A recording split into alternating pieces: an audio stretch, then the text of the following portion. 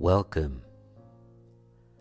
The story of today takes us to Begijnhof, a very interesting old community just behind the Amsterdam Museum. Before we dive into our story, please allow me to give you a little bit of history about this place.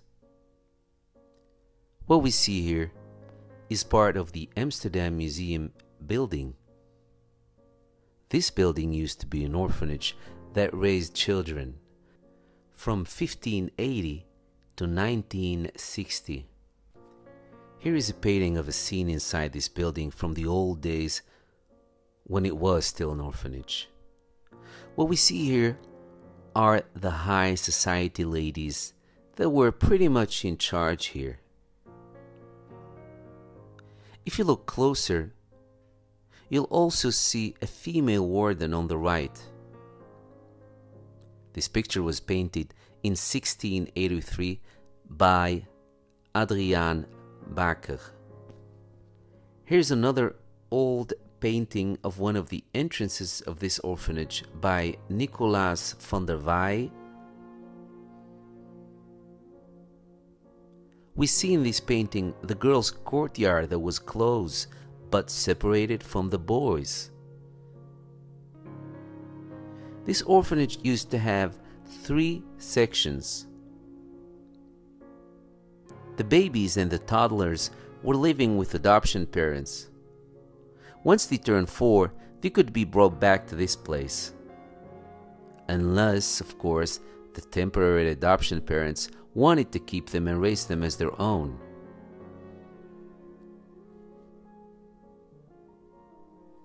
So, for the age of 4 up to 12 was the children's section. Then there was the girls sections and the boys sections who turned 12. This age boundary is based on the teaching of the Old Testament. A girl stepped into adulthood when she reached 12. That's when, in the Old Testament, the bat mitzvah was celebrated. And the boy, when turning 13, and that's when, in the Old Testament, the bar mitzvah would be celebrated. From this age, the boys would be sent to different workshops in the city to learn a way of earning a living. In this picture, however, we see a classroom inside the orphanage. But here you can see the direction these boys were shaped into. In this picture, we see the boys' courtyard. This is a picture taken much later, around 1906. So the separation was less strict, perhaps, and that's why we see here a game with girls and boys playing together. This you will find above one of the entrances. Boys and girls around a white dove, which is of course the representation of the Holy Ghost within Christianity. This is above the entrance from the Kalverstraat. If you've ever been in Amsterdam, you know that this is the main shopping street that leads eventually to the Dam Square.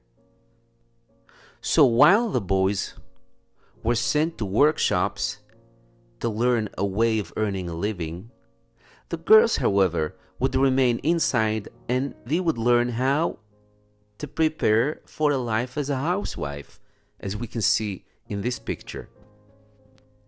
This orphanage is also known for a different reason.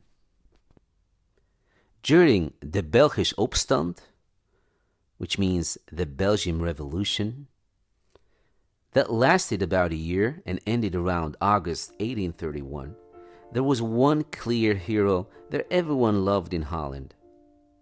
This hero grew up in this orphanage that was called back then het Burgerweeshuis, which means, loose translation, the common citizen orphanage. This hero's name was Jan Karel Josephus van Speyk.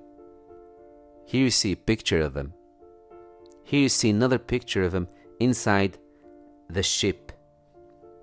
And here you see the famous moment where he decided to end his life by a major explosion, blowing up a ship.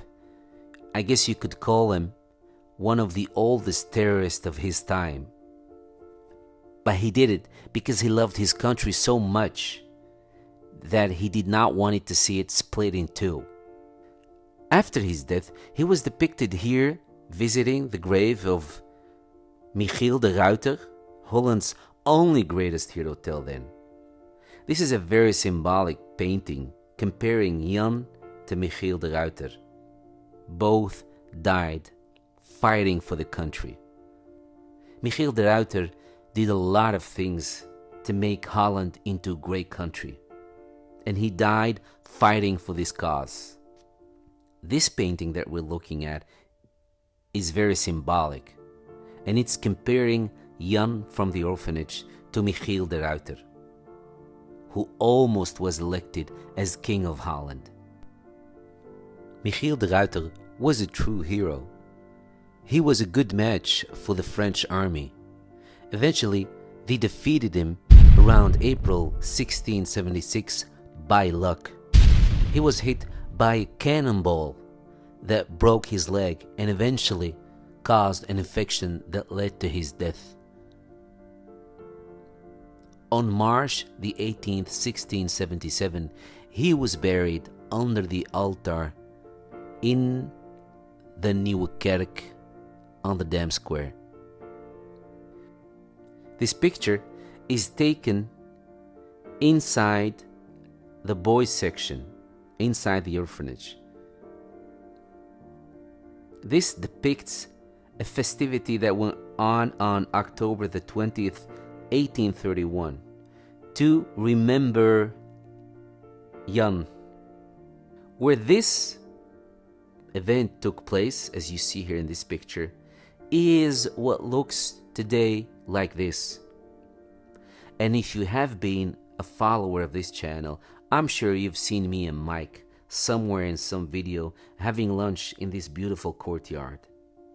Notice that it has no roof, while in this old painting it was covered. It had a glass roof. And this was, of course, to protect the children from the elements. So this was my little history lesson I love to share with you, to give you an impression and an idea of how religious and loyal we the Dutch people were in that time. In this same neighborhood, in fact, it's next door that we find the place where the leading lady of our today's ghost story lived.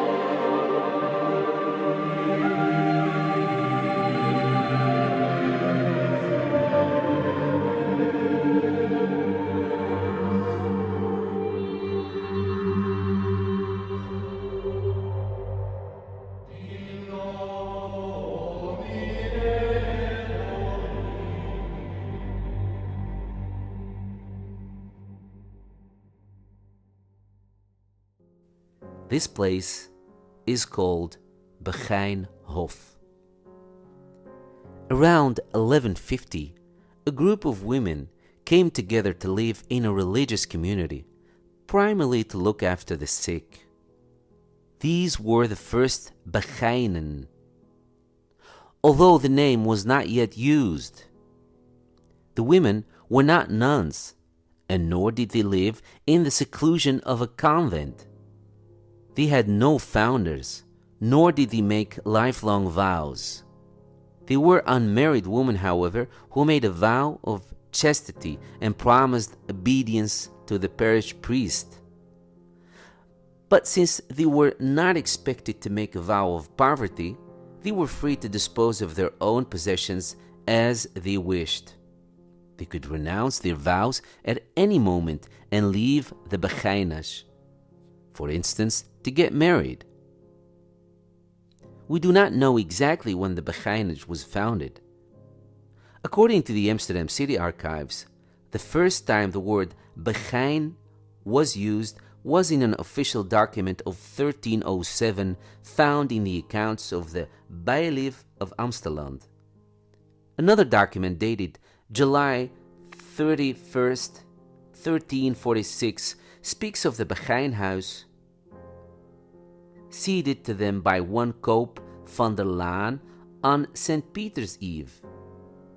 So, when this Begijnhof was founded exactly is unknown. We can only make a guess based on the information that I just shared. One very famous lady that used to live here was Cornelia Arends. All we have of her today are the pictures of her grave with people paying their respect to her, as we can see here. If you were to visit this place on May the 2nd, you will see flowers on this grave, like it happens every year. Cornelia was a very devoted Catholic Begijn. Cornelia lived here in the 17th century, that is between 1600 and 1700. A woman with a very deep sadness because many of her relatives left her Catholic religion, left Catholicism, and chose to be Protestant, a choice often decided by fear for their own lives. You either had to give up being Catholic and become Protestant or risk losing your life. In France, was the other way around. Be Catholic and don't be Protestant, or you lose your life. That was one of the reasons that was used to fuel the war between the two nations, Holland and France, at some point in history. One forced everyone to be Catholic, the other one forced everyone to be Protestant. Around the time Versailles, the famous palace in France, was being built, for example, this was one of the major things that was going on. A holy war between the Catholics and the Protestants. When Cornelia was born is unknown, but there are documents that talk about the date of her profession of faith, and that was on July the 6th of 1621.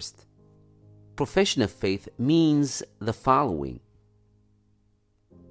The Catholic Church requires people to make a personal confession of faith according to a prescribed formula when taking up certain posts in its service or when becoming Catholic. After the alteratie in Amsterdam, that is, when the power in the city went from Catholics to Protestants on May the 26th in 1578, the women of Begijnhof lost their Catholic little church they had here, and they were more or less forced to accept an English church in the heart of their community. An English Presbyterian church, to be precise. And that's what we see here. The Presbyterian church was a movement that started in the UK around 1588. It's a church influenced by European, but especially Scottish views on Christianity, and it was mainly Protestant. When this Presbyterian church came into the society of these women, they lost all of their rights, except one: the right to be buried inside the church. And since they lost the Catholic Church, this new church was now the only church they could be buried in. It's in this picture that I'm giving you. Under these circumstances, Cornelia was born and grew up. Raised as a very devoted Catholic, she had to accept all this and bow to the dominant force. Something she couldn't do. When Cornelia was becoming ill at some point, to the point where she knew that it was almost the end of her life, she made people around her promise her, whatever they do, don't bury me in that pagan church, as she called it, referring to the English church.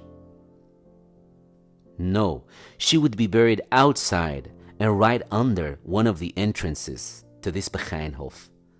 This would be her way of paying for the sins of her relatives and everyone else that had left the Catholic Church. Maybe with the best intentions, the wish of Cornelia was ignored. She died on October the 14th, 1654. The pious Catholic lady from Begijnhof, with a strong belief in her God, was no more, and the only wish she had was ignored. On October the 22nd, she was buried according to a ceremony inside the English church. Then the mystery of Cornelia Arends would begin. After Cornelia was buried, the next day they would find her coffin for an unknown cause above the ground and outside on the exact spot she chose. This kept happening over and over and over again. Cornelia would be buried inside the church, and the next morning the coffin would be found outside on the spot she chose. During this time, the ladies of the Begijnhof reported to have heard noises outside deep in the night and claimed to have even heard Cornelia's voice. At some point, the community decided maybe it's time to take all of this serious and bury Cornelia in the spot she chose, under the entrance like she instructed. So when they did this, the ghostly events stopped and the nightly peace was restored. Although there were speculations that all of this was the work of the other Begijnen that loved Cornelia so much, but they couldn't do anything because of their fear for the English church, their fear for the Protestant new rulers. So this was their way of helping Cornelia to have her wish come true. Years later, notes of a priest were found. The name of this priest was Cornelis Dierold. It was he, while investigating this story. This priest interviewed some Begijnen, and his notes said that he was told that it was the Begijnen that kept pulling Cornelia's coffin from the ground. So according to this priest, there was no miracle. It was the doing of these ladies that loved Cornelia so much that they had to see to it that her wish was honored. In 1727, some renovation was going on around the English church, and during which some digging had to be done here and there. And it was during this digging they stumbled upon a coffin which could be only the coffin of Cornelia.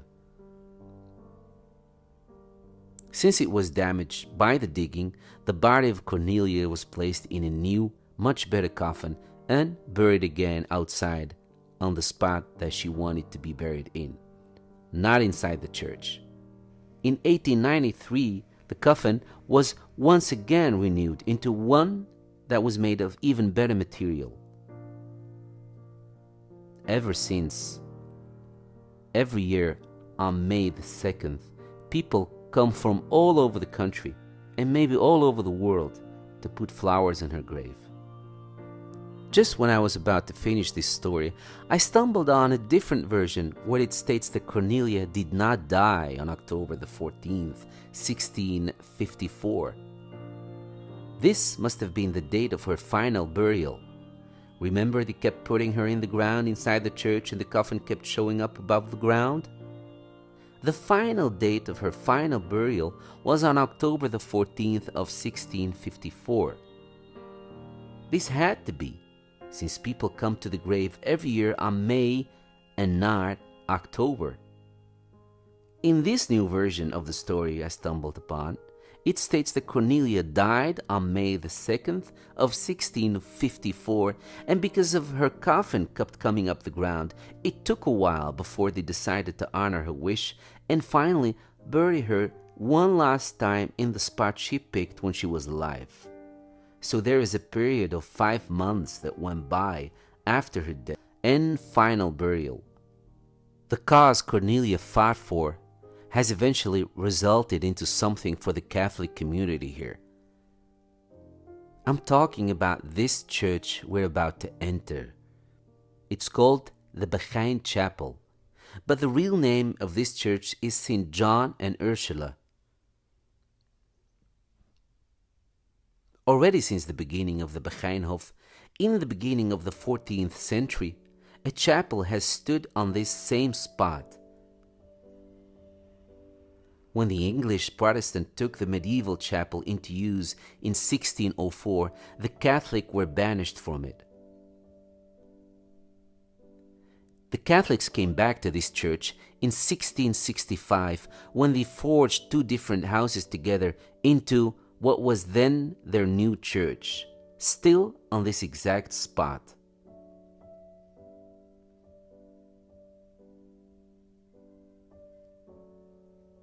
On July the 2nd, 1671, the first stone was laid for the major renovation of this church into a fully fledged church space.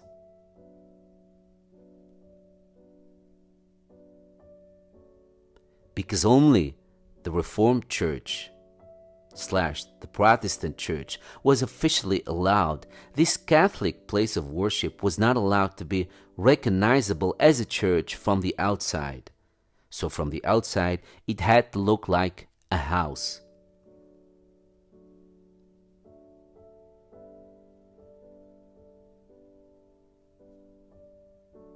The main altar gives the chapel a neoclassical appearance. To have as many believers as possible in this limited space, a second floor has been built into.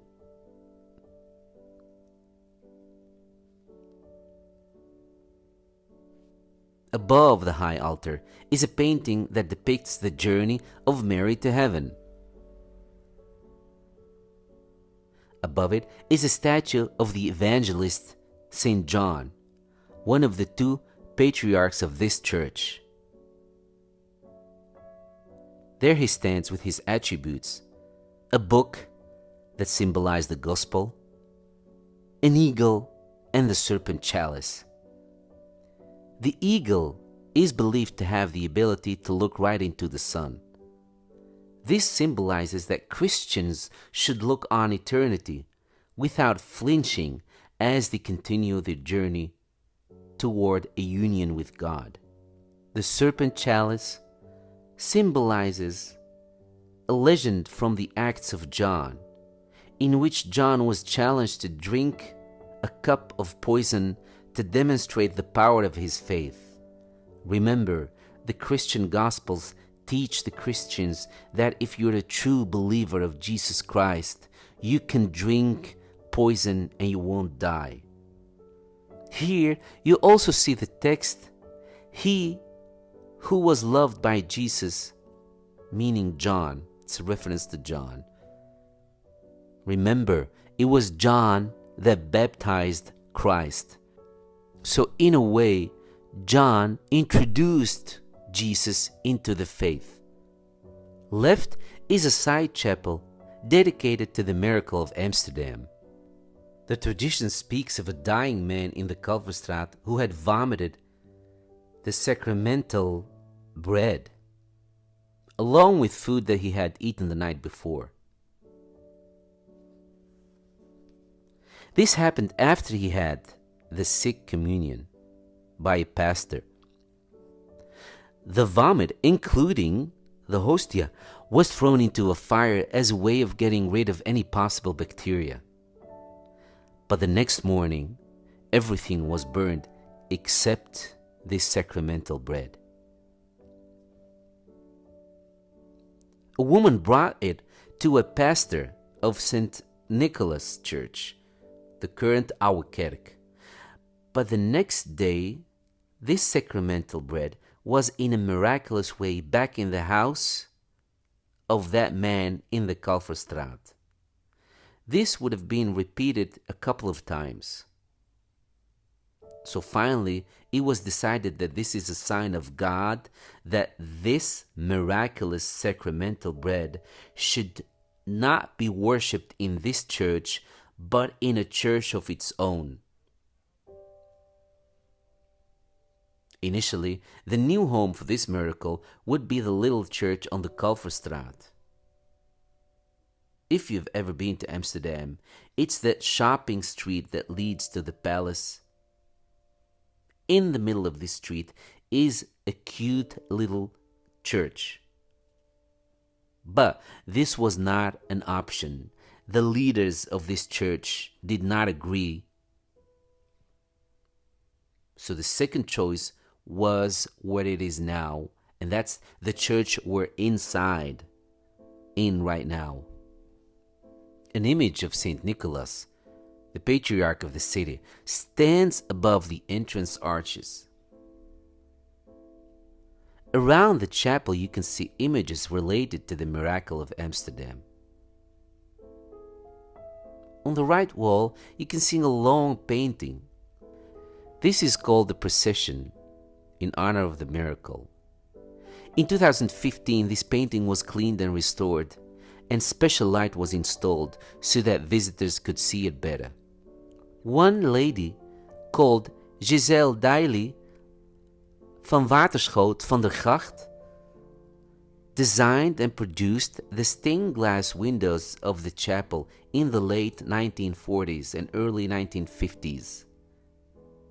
If you look closely, you will see that she depicted herself on the 1950 windows.